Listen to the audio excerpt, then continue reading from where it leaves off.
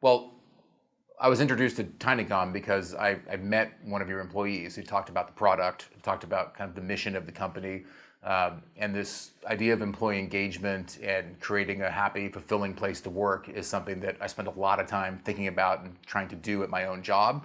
And so when I was invited to come and speak about what we do at our company, there aren't a lot of opportunities for people like me to talk about that. And it was really exciting for me to be able to come here and get the chance to do that with people who are interested in the topic.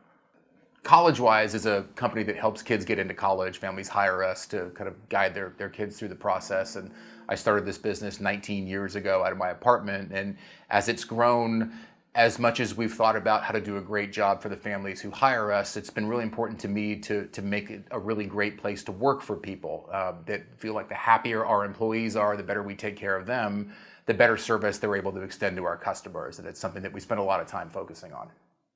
The best thing for me about a conference like TINYcon is that people are here by choice. And there are a lot of conferences where you can tell people are there because they're expected to be there in their industry or because their bosses told them to go. And so when you can interact with and meet and present to a group that's like-minded, that cares about the same things that you do, you can spend a lot less time convincing people that these topics are important and more time collaborating with each other about how can we do these sorts of things to create good workplaces. And it's a nice change of pace from a lot of the conferences that I get to go to.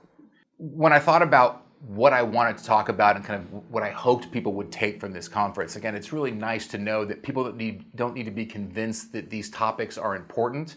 And I always approach a presentation, what change would I like to make? What would I like people to actually do with this information? So what I'm excited about is I tried to give people specific ideas they could take back to their places of work without having to launch large programs, without having to secure funding or to convince people that it was a good idea, just simple things they could try that actually make a big difference for the people that work there. Well, I feel like in a lot of companies, culture is something that they talk a lot about and that represents itself by a mission statement on the wall or represents itself in words only. And I think that company culture is really a byproduct of what you actually do every day. So we spend a lot less time at Collegewise talking about our company culture and more just thinking about what are the things we're actually going to do to make people feel like they found a good professional home. And I feel like culture ultimately makes itself based on what you do every day. And so we try to focus on those actions more than we do a goal of what kind of culture we're trying to create. It's a little bit of both. We spend a lot of time soliciting feedback from our employees. And we don't always get this right because it's hard to do, but we spend even more time trying to act on that feedback. That it's really important to not just do the figurative version of a suggestion box that you read and then don't necessarily even respond to. So, we think about what would make a healthy workplace. We think as a leadership team about what are the kinds of things that drew us to work here. What are the things that we would care about? One of the things I talked about in my presentation that can kind of help us separate ourselves from our work view is if you think about how you would want your partner or your child or your best friend to be treated at their place of work, what would you like that to look like? And if you try to do similar things in your own place of work, you'll probably get pretty close to making people feel fulfilled. So from our leadership team approaching it that way and then spending a lot of time actually reaching out to our employees and asking them, how can we do better? How can we create a place that you feel even more comfortable and engaged in? We were able to do a lot of things that have good results for us. And then we repeat the things that work.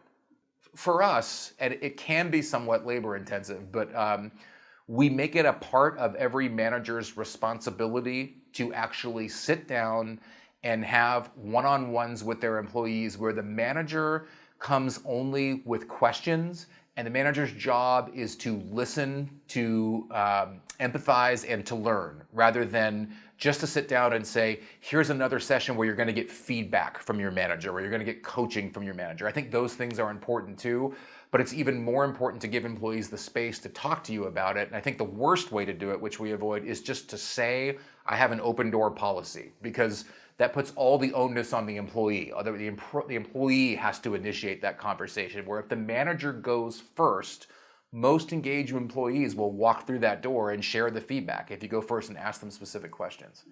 One thing we got right in picking our managers is we picked people to be managers that we thought had the talent to manage versus we're moving you into a management position because you've just progressed to a stage in the company where you need to be promoted. And I think great managers, the real talent they have is that they can see and capitalize on what is unique about an individual. And the people that have that talent, they want to spend the time learning about this employee. They want to figure out what makes this person tick. They want to figure out what weakens this person, what do they find challenging, what drains their energy. And if a manager themselves are engaged in learning those things about someone, then it's not a big challenge for us to convince that manager to, hey, at regular intervals, sit down with this person and ask them specific questions about how things are going, about what they're most proud of in the last 6 months, about what they're struggling with, about what you as a manager could do differently to help them feel better about the work that they're doing. Most of our managers are pretty receptive to that, and they appreciate the opportunity and the space to be able to do it. So every manager, in fact, we invite anyone in the company who wants to come to management training because we want them to know if you pursue a management path here, this is what it's going to look like, and this is what's going to be expected of you.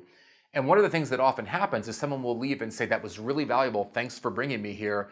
I've learned I don't actually want to be a manager. I would rather do other things in this business, and we've created a structure in our company where that is okay. That does not halt someone's progress.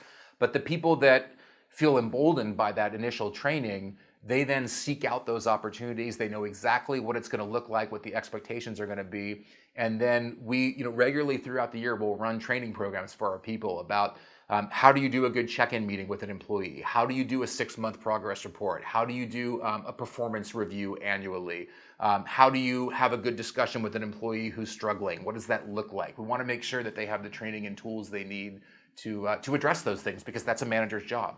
My favorite thing about the culture at Collegewise is that people treat their work as a way of life without making work their life. It's not healthy if work is the most important thing in your life.